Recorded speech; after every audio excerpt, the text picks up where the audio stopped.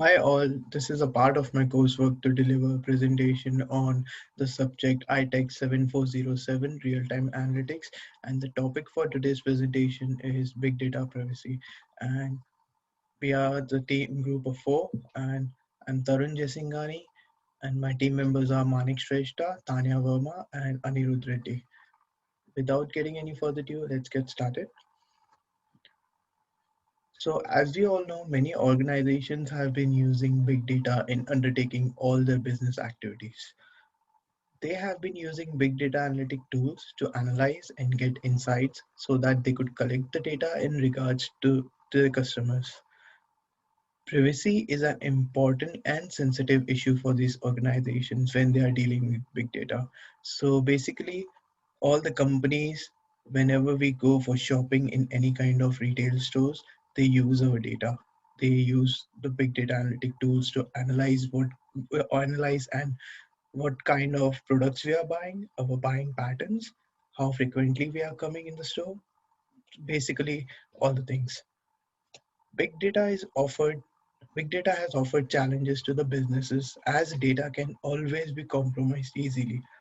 It's not easy to maintain and store all this data in just one place. So the risk of big data being compromised is high for any big company. Big data.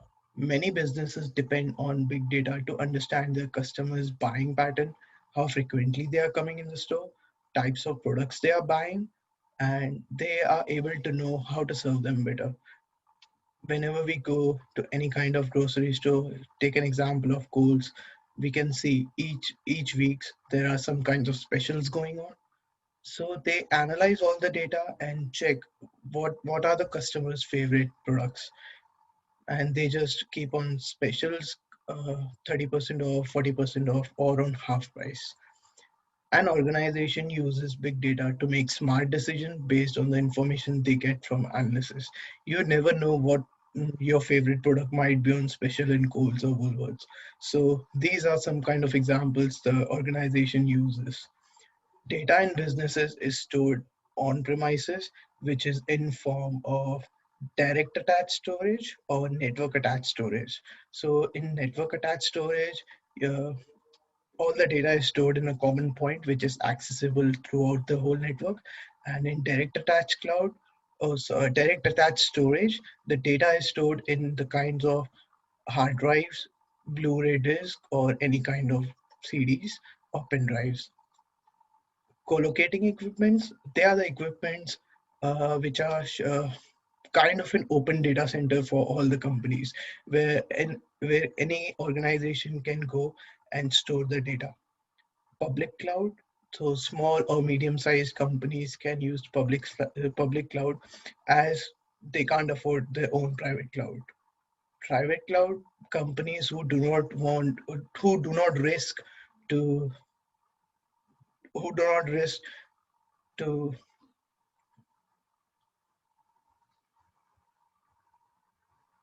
uh, companies who do not want to take any kind of risk, they go with the private cloud and they store their data in the private cloud. Also, all the organizations need to have a planned strategy, which is very important for data management. Organizations need to ensure that the data shared by customers is only and only used for its intended purposes. You never know any kind of employee cheating on you and selling your data. And there are many kind of risks. We'll talk about that afterwards. Here's the end of my part. I'll hand over to Manik Shrestha. Thank you, Tarun. So, as you know, that our topic is about big data privacy, and as Tarun said earlier, that many organizations have been using big data for undertaking their business activities, and they have been using big data analytical tools so they can know about their customers, what they like, what they dislikes. So, heading over to the types of big data, there are various types of big data in our organizations, such as structured, unstructured, and semi-structured. So, what does structured big data mean? So, this big data or this data involves the data which could be processed, could be stored, and even retrieved through use of fixed format by an organization. It also involves data which is highly formatted and could be easily readable and stored and accessed by fixed formulas from database. Like some of the common examples are Excel files or SQL data. Each of them have structured rows and columns that can be stored, or the data where it can be stored. For example, we can take an employee table. Uh, what does an employee table consist? It consists of employee name, employee address, employee phone number. So it's all structured in rows and columns. So the second type is unstructured big data. So what does it mean? It is the data which lack any given form or even structure in an organization. Like unstructured information it's typically text heavy. So it may contain data such as dates, numbers, and also facts as well. So the common examples we can take for unstructured big data is audio file, video file, or no SQL database. So the third type of big data. So the third type of big data, sorry, can you go back? So the third type of big data is semi-structured big data. It is a combination of both the structured and unstructured big data. Like it is classified, but information which is contained in the data is crucial for the business. So semi-structured data is considerably easier to analyze than the unstructured data. For example, the XML file that we find in websites, or the JSON file, that's the types of big data. And the next topic is big data privacy risk. So as earlier Tarun said that privacy is an important issue for the organizations that are dealing with the big data, or there are many challenges as a data can always be compromised. So there are various risks involved in the big data. So the risks are data breaches, data brokerage, data discrimination, data masking, and obviously copyrights and patents. So let's talk about data breaches. Data breaches, like big data is affected by privacy issues. So data breaches occurs when an organization is said to occur when information has been accessed without authorization. So when does the data breach occur? It occurs when uh, one or the third person doesn't have authorization for the data. So the next risk would be data brokerage. This is regarded as the sale of the unprotected and incorrected data in an organization. The risk impacts the organization since the secure data is stolen and could be stolen to the competitors. So the data brokerage simply means that the data of an organization could be sold to third party. What happens then? Maybe the competitors could move forward than you. So that's data brokerage. The third data risk, or the third data privacy risk, is data discrimination. There are some businesses which come up with some algorithms which penalize the client based on their age, their gender, or even their ethnicity. So some customers are not served accordingly when it comes to understanding on the issue. So data discrimination, what can we understand that it's simply biased through their age, their gender, or even their ethnicity. We can divide according to the age or gender. So the next risk would be data masking.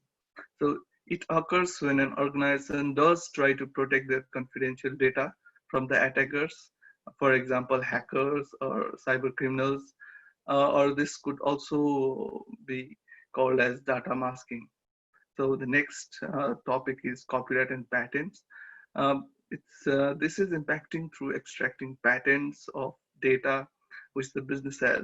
So many businesses encounter challenges in obtaining copyrights and patents of data which the client have. When patent and copyright of the data is hard to obtain, the data tends to be insecure.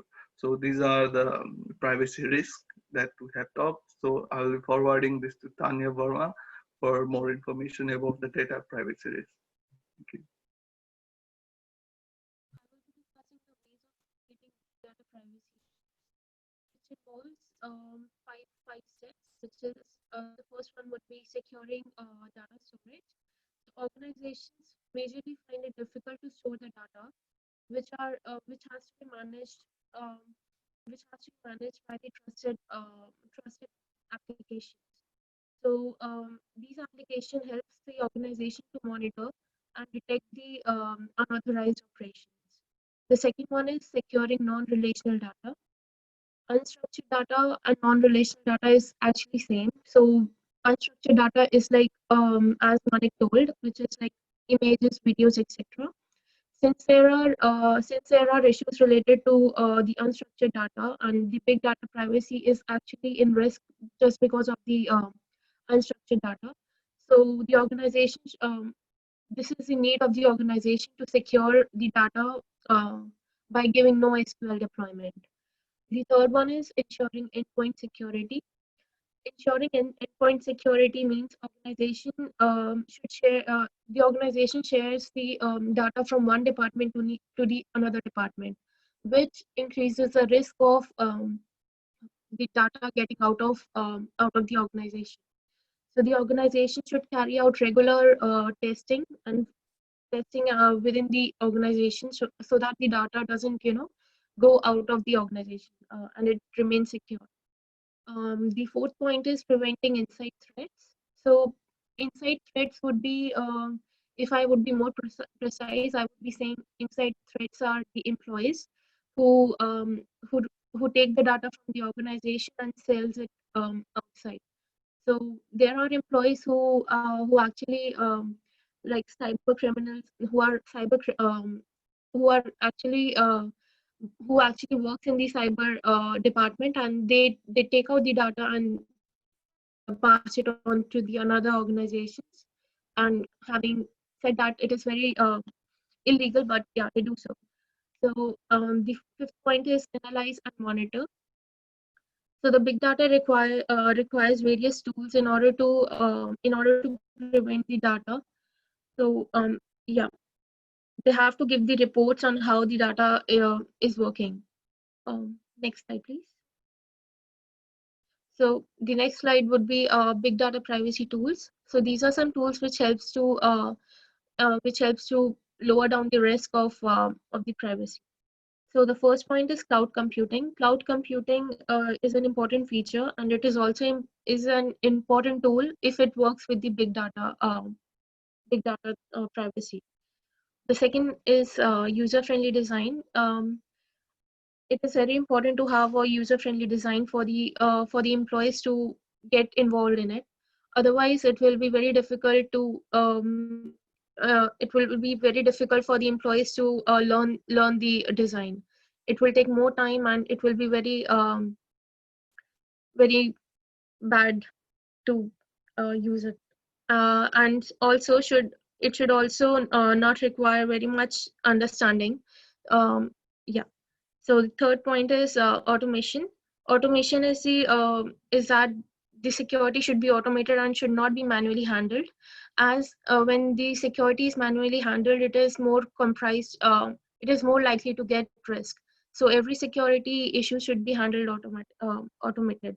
Yeah, that was my part, and I hand over to Anirudh. Thank you. Thank you, Tanya. Thank you, Tanya. My part is importance of big data privacy. There are cost savings, time reductions, and control company reputation. Cost saving means the organization should be able to save different costs which are associated to repair or event losing significant data in which organization. Cost saving means they should save the cost by using big data.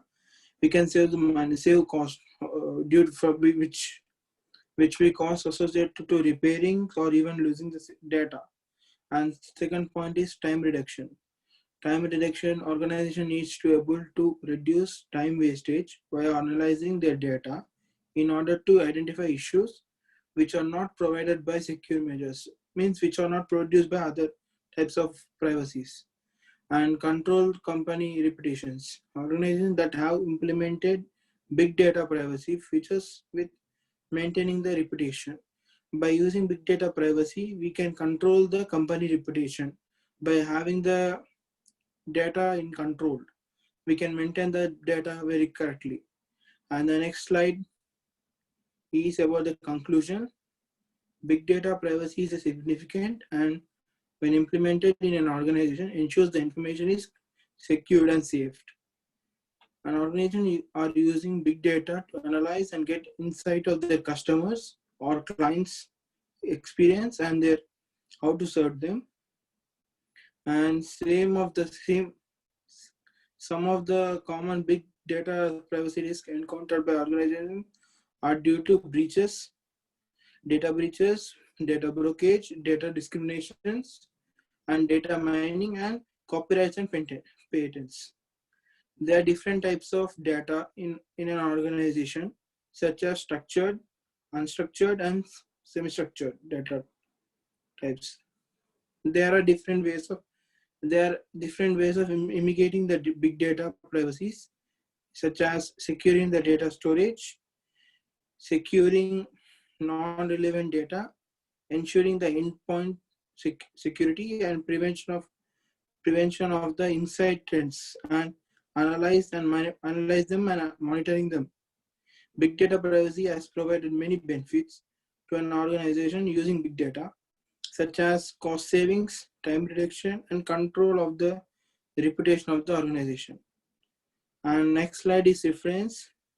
This reference we are used to make the presentation. Thank you, Matt.